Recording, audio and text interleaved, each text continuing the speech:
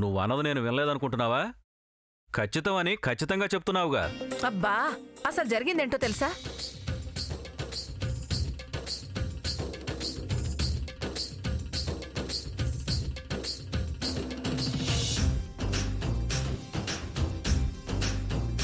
ఓహో, అదే ఆ విషయం. దీన్ని దుర్గమ్మ కోడలు చేయటం నీ శబదమేమో అనుకున్నా. వాళ్ళ అన్నయ్య కోసం ఏ శబదమైనా చేస్తుంది సాంబయ్య. అన్నయ్య అడిగితే ఆ ఇంటి కోడల్ని కూడా చేసి తీరుతుంది. నా ఇష్టాల్ని బలవంతంగానైనా మార్చేస్తుంది. నేనున్నాగా, ఈవిడ ఆటలు సాగనిస్తానా? వాళ్ళ ప్రేమ ముందు ఎవరి ఆటలు సాగవు, ఎవరి పంతాలు నెగ్గవు. అంత బలం ఉంది వాళ్ళ మమతానురాగాల్లో. వాళ్ళ ప్రేమ ముందు ఎవరైనా తలొంచాల్సిందే, చివరికి ఆ దేవుడైనా సరే. అన్న చెల్లెల రక్త సంబంధమే కాదు, ప్రేమ బంధం అంత గొప్పది. నిజమమ్మా, ఆ దేవుడు కూడా మీకు అన్యాయం చేయడు. విన్నారుగా, అది ఆ, దానికి తెలిసినంత మాత్రం కూడా మీకు తెలీదు.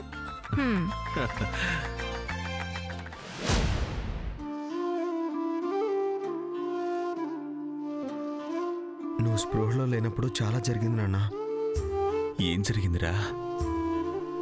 తప్పంతా అత్తయ్య వాళ్ళదేనని అమ్మ వాళ్ళని చాలా రకాలుగా అవమానించింది. పాపం తులసి నూకాలమ్మకుండా మోకాల మీద ఎక్కింది.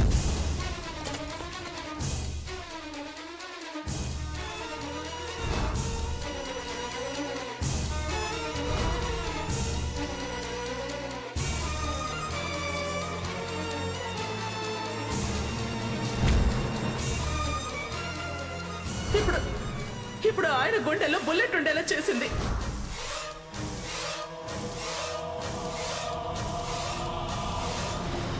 అంత చేసిన వాళ్ళనే చివరికి అమ్మ కనీసం నిన్ను చూడ్డానికి కూడా ఒప్పుకోలేదు. అత్తయ్య పాపం ఎంత బతిమలాడిందో. ఆఖరికి వాళ్ళు బిక్కమొహం వేసుకుని వెళ్ళిపోవాల్సి వచ్చింది. దుర్గ ఎందుకు మూర్ఖురాల్లా తయారైందో అర్థం కావడం లేదురా.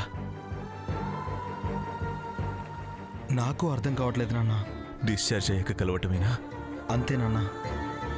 ఇందులో వాళ్ళ తప్పేం లేదు, కానీ శిక్ష అనుభవించారు.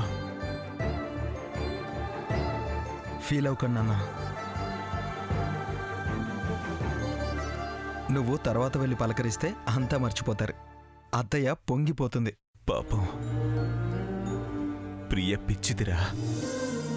నా కోసం తను ఎంత పరితపించిపోతుందో. ఆదిత్య, నాకు సహాయం చేయగలవా? ఏంటి నాన్న? నాకొకసారి తులసిని చూడాలనుందిరా, తీసుకురాగలవా?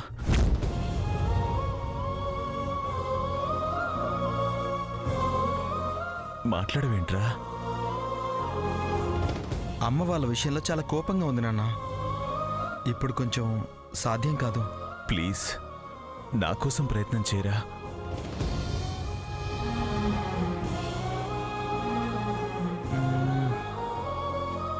చేస్తాను, కానీ మాట ఇవ్వలేను. చేయరా. తర్వాత ఎలా అయితే అలా జరుగుతుంది. సరేనన్నా.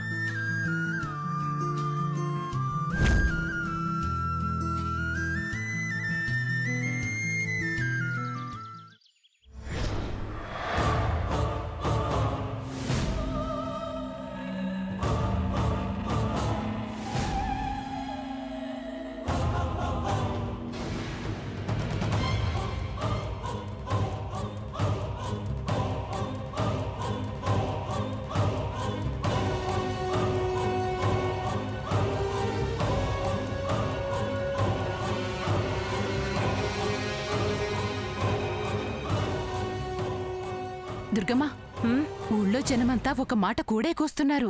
ఏ మాట? ఆ తులసి మోకాళ్ల మీద కొండెక్కి అమ్మవారి మొక్కు తీర్చడం వల్లే అయ్యగారికి గండం గడిచిందట. క్షేమంగా యువతల పడ్డారట. లేకపోతే అంత తేలిగ్గా బయటపడేవారు కాదు అంటున్నారు. లోకులు కాకులు 100 కోస్తారు, 1000 మొరుగుతారు, 1,00,000 వాగుతారు. ఆ విషయాలన్నీ నువ్వు నా చెవి దగ్గర వదాలా? పిచ్చి పిచ్చి వార్తలు మోసుకొచ్చి నాకు చెప్పాల్సిన అవసరం లేదు సత్యవతి. అయ్యో అది కాదు దుర్గమ్మ. రేపు అదే అమ్మవారికి ఆదిత్య బాబే నా భర్త కావాలని పొర్లు దండాలు, ప్రదక్షిణాలు, 1,00,000 ఒత్తుల నోముతోనూ మొక్కు చెల్లించేస్తే వాళ్ళ పెళ్లి అయిపోతుందేమోనని భయంతో చెప్తున్నాను. ఏయ్, చాదస్తపు మాటలేవి మాట్లాడకు. తాయెత్తుకు పిల్లలు పుడతారా? మంత్రాలకు చింతకాయలు రాలుతాయా? అలా అయితే కాలినడకన కన్యాకుమారి వస్తానని మొక్కుకుంటాను. నా కొడుకు దాని మొగుడు కాకూడదని మొక్కు తీరుస్తాను. అయిపోతుందిగా, మొక్కుకి మొక్కు చెల్లైపోతుందిగా. ఇలాంటి మాటలు నా ముందు మాట్లాడకు సచ్చా. అనుమానం వచ్చి మీరు జాగ్రత్త పడతారు కదా అని చెప్పాను దుర్గమ్మ. వాడి విషయంలో నేను ఉండవలసిన జాగ్రత్తలు ప్రతి క్షణం ఉంటూనే ఉన్నాను. అది పిచ్చి మొక్కులు మొక్కినా అత్యాశకు పోయినా మట్టు కొట్టుకుపోతుంది. అయినా నేను ఓ కన్నేసి ఉంచమన్నానుగా. ఊరికే ఇలాంటి సొల్లు కబుర్లు మోసుకురాకే కనిపెట్టుకుని ఉండొచ్చు కదా. తేడా కనిపిస్తే చెప్పు, అంతే. దాని సంగతి నేను తెలుస్తాను. వాణ్ణి ఎలా కంట్రోల్ చేయాలో అలాగే ఉంచుతాను. ఇదిగో బ్యాగ్ కార్లో పెట్టించు.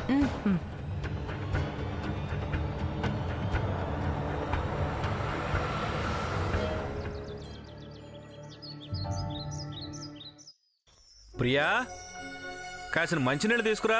వస్తున్నానండి. నాన్న ఏంటది? ఇది లేట్ అవుతుందని వెంటనే వచ్చారేంటండి? మళ్ళీ వెళ్ళాలి.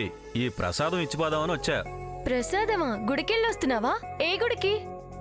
మల్లికార్జున స్వామి గుడికెళ్ళా. గుడికెళ్ళడం ఏంటండి?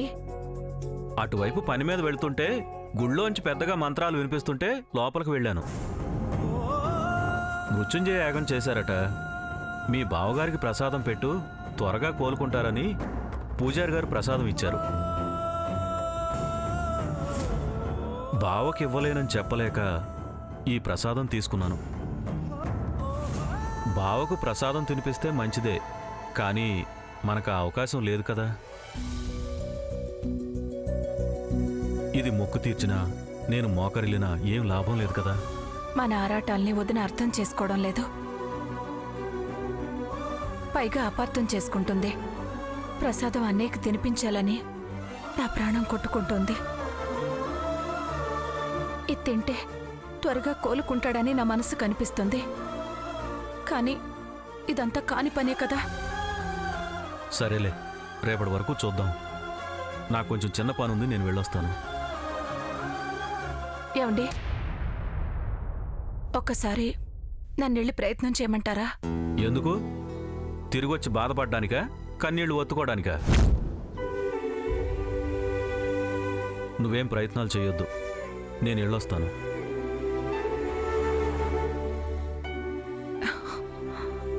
ప్రియా, ప్రసాదం వేరే ఆకులో కొంచెం పెట్టుకుని తీసుకురా. దేనికి? మీ బాధ నాకు అర్థమైందిగా, అందుకు.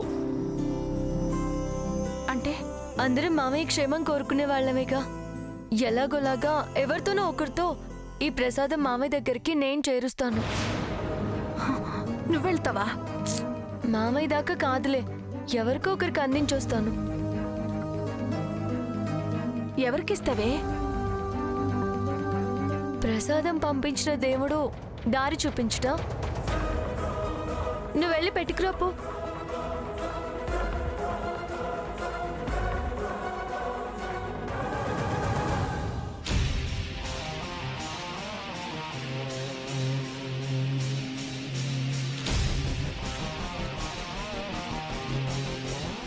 అత్తమ్మ హాస్పిటల్కే బయలుదేరినట్టుంది.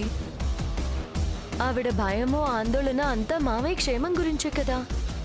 మెరుగుపడ్డానికి మృత్యుంజయ ప్రసాదం అని ఆవిడికే ఇస్తే భగవంతుణ్ణి కాదంటుందా, ప్రసాదం వద్దంటుందా?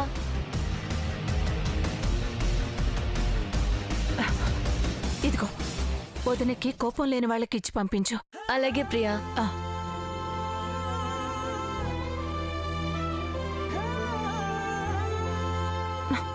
ఏదో మాడిపోతున్నట్టుంది. మాటల్లో పడి మర్చిపోయాను.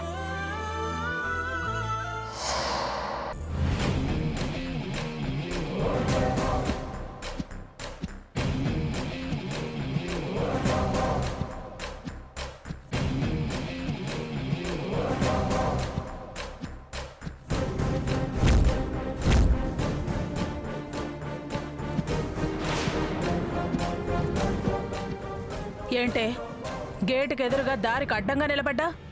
నీకోసమే అత్తమ్మా.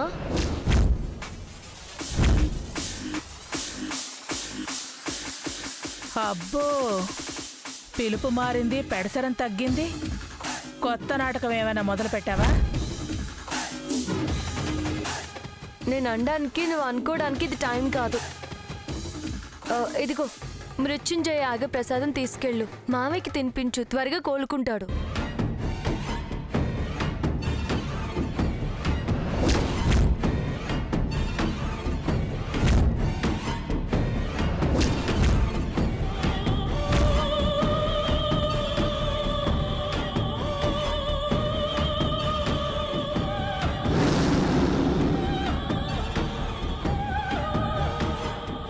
ఏంటే ఈ ప్రసాదాల రాయబారం?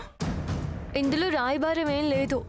అందరి బాధలు తగ్గాలని, మామయ్య త్వరగా కోలుకొని తిరగాలని. ఇదంతా మామయ్య మేలుకోరే. అనటానికి సమయం కాదు, అనుకోటానికి సమయం కాదు అని నా చేత్తో ప్రసాదం తినిపించు అని నాతోనే కొత్త డ్రామా మొదలు పెట్టావా? మీ మొక్కులు, మీ పూజలు, మీ వ్రతాలు, మీ ప్రసాదాలే ఆయన త్వరగా కోలుకునేలా చేశాయని, అన్ని విధాలా ఆదుకున్నాయని, ఆయన్ని మేమే కాపాడామని, ఈ జనం దగ్గర పేరు ప్రతిష్టలు ఆయన దగ్గర మెప్పు పొందాలనా? ఏవైనా వైద్యం నయం చేయాలి కానీ ఈ దొంగ ప్రసాదాలు కాదే. ఇంత చింతపులుసు పోసి దానికి మృత్యుంజయ ప్రసాదం అని పేరు పెట్టి ఎవరిని వెరివళం చేద్దాం చూస్తున్నారు? పోవే అవతలకి. మీరు వద్దు, మీ ప్రసాదాలు వద్దు. ప్రసాదాలంట ప్రసాదాలు. ఏయ్, వంకలు పెట్టుకునో సంత చూసుకునో ఆయన సంకలో చేరాలని చూడకండి. చెంపలు వాయిస్తాను. ఆయన ఆరోగ్యం మెరుగున పడింది కాబట్టి మీరు బయటపడ్డారు. లేకపోతే ఒక్కొక్కడికి కోదండాలు తీయించి కొరడా దెబ్బలు తీసేదాన్ని. ప్రసాదం అంట ప్రసాదం.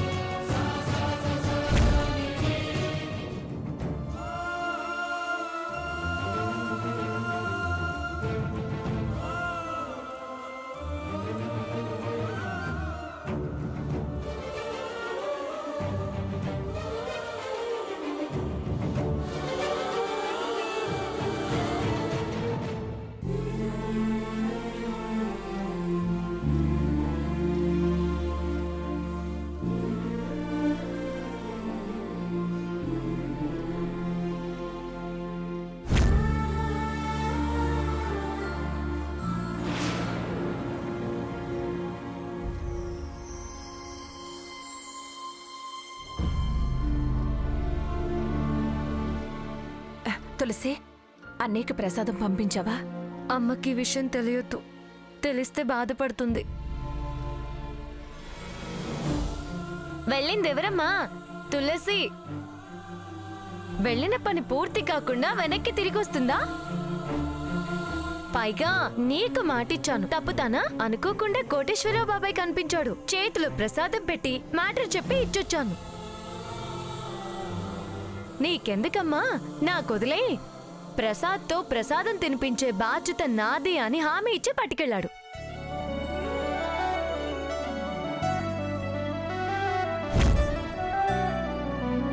ప్రసాదం కోటేశ్వర బాబాయ్ చేతిలో పెడితే నీ మొహానికి మెతుకులెలా అంటాయే?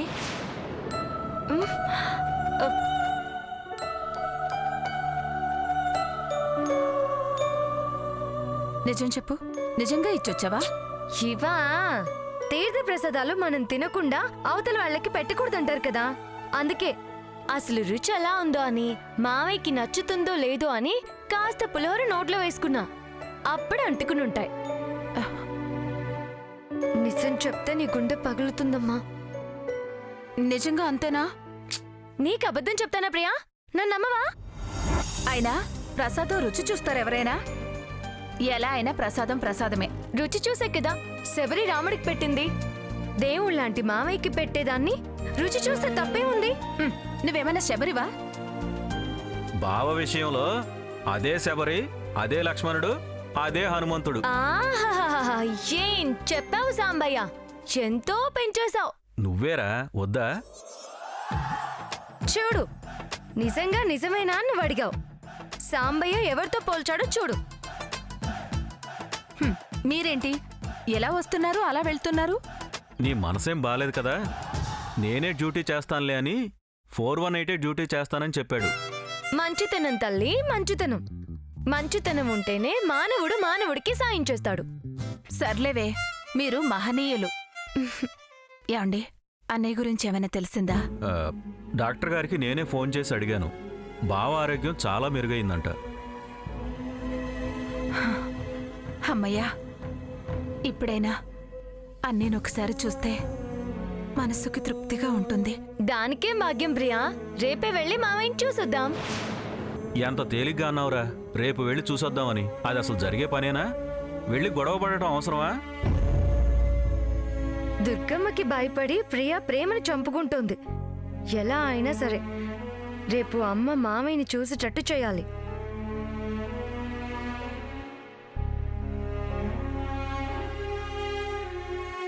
మామయ్య కోసం కాకపోయినా రేపు మనం హాస్పిటల్కి వెళ్తున్నాం. ఎందుకు? కాళ్ళు తల్లి, కాళ్ళు చూపించుకోవడానికి. ఎందుకో మోకాళ్ళు కలుకు కలుకుమంటున్నాయి. అవునా? అయితే వెళ్ళాలి. ఆ హాస్పిటల్కి వెళ్ళాలా? వేరే హాస్పిటల్కి వెళ్దాం. ఎందుకు వేరే హాస్పిటల్? మన డాక్టర్ అక్కడే ఉంది కదా. నాన్న గొడవలు అవుతాయని చెప్తున్నారు కదా. చూడమ్మా, అదేమన్నా దుర్గమ్మ జాగిరా? హాస్పిటల్కి ఎవరైనా వెళ్ళొచ్చు. ఆవిడికి భయపడి మానాల్సిన అవసరం ఏం లేదు. నీకు అసలు వదనంటే భయం లేకుండా పోయిందే. ఎందుకు భయపడాలి? ఆవిడన్న పులా సింహమా? పైగా నేను పోలీస్ బిడ్డని. భయపడ్డావేంటి? అదేదో అంటారే,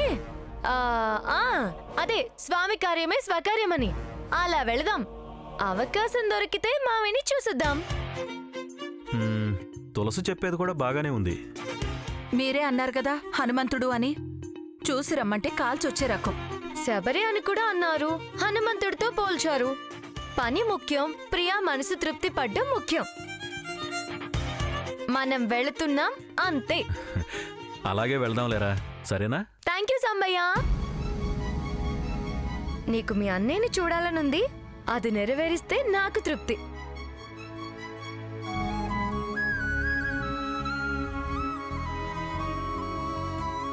ఎందుకండి వెళ్దామన్నారు? అది నిన్ను మీ అన్నయ్యని కలపడానికి ఏదో ప్లాన్ వేసింది. కానివ్వు, నీ మనసు కుదుట పడుతుంది. మాటని నెగటం దానికి అలవాటే కదా. ఆ నమ్మకంతోనే సరే అన్నాను. వదినకు తెలిస్తే అనరాని మాటలు అంటుంది. మళ్ళీ మళ్ళీ అవమానపడ్డం అవసరమా? నీ సంతోషం కోసం ఎన్ని అవమానాలైనా భారిస్తానమ్మా. నాకు నీ సంతోషమే ముఖ్యం. తులసికి తెలియందేముంది చెప్పు ప్రియా. తనేం తెలివి తక్కువది కాదు కదా. ప్రయత్నం చేద్దామని అంది. ఖచ్చితంగా మావయ్యను చూద్దామని అనలేదుగా. భావం చూసే అదృష్టం దక్కితే మంచిదేగా. దక్కకపోతే నష్టమేం లేదుగా. ఇంక ఈ విషయం గురించి నువ్వేం ఆలోచించుకో.